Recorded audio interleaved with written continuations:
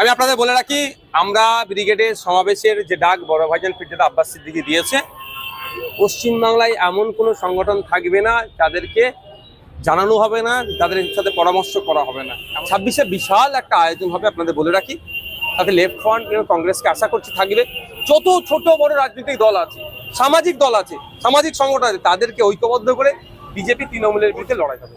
আমি একটা কথা বলি, কথা বলে কারো রাগ হতে পারে। কোর্ট বলেছিল পরের সপ্তাহে একটা টাইমের জন্য, কিন্তু যারা উদ্যোক্তা আছে এটা তাদেরকে প্রশ্ন করুন। আমি বললেই বলবে নওশাদ সিদ্দিকী, আব্বাস সিদ্দিকী, এরা কি বলছে। মুখ্যমন্ত্রী ধমক খাওয়ার পরে অনেকে হয়তো চুপ করে গেছে, কিন্তু আমরা কন্টিনিউ প্রোগ্রাম করে যাচ্ছি। কোর্টে যাওয়া হয়েছিল তো, এটা নিয়ে কোর্ট একটা নির্দিষ্ট টাইম দিয়েছিল যে এর পরে, তারপরে তো যারা কোর্টে মুভ করেছিল তাদের কাজ নির্দিষ্ট টাইমের পরে হবে।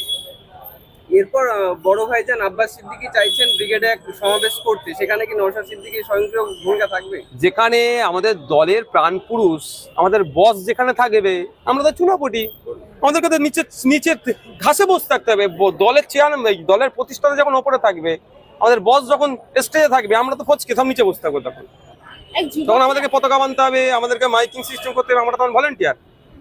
ফুটপুরা শরীফের অনেকেই যিনি ছিল, এই যে ব্রিগেডের সভা হবে সেই উদ্যোক্তার মধ্যে ছিল। তাহলে যদি আব্বাস সিদ্দিকী তিনি যদি ব্রিগেডের সভা করেন এই অকাপ বিলের বিরুদ্ধে, তাহলে কি ফুটপুরার যে ভাইরা ছিল তারা থাকবে?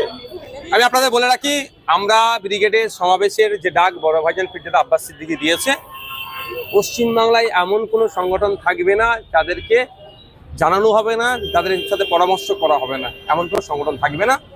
সমস্ত মানুষজনকে অ্যাওয়ার করে তাদের মতামত নিয়ে তাদের সাথে আলোচনা করেই হবে, এবং সেখানে ভিন্ন জাতের, ভিন্ন ধর্মের, ভিন্ন মানুষের উপস্থিত থাকবে।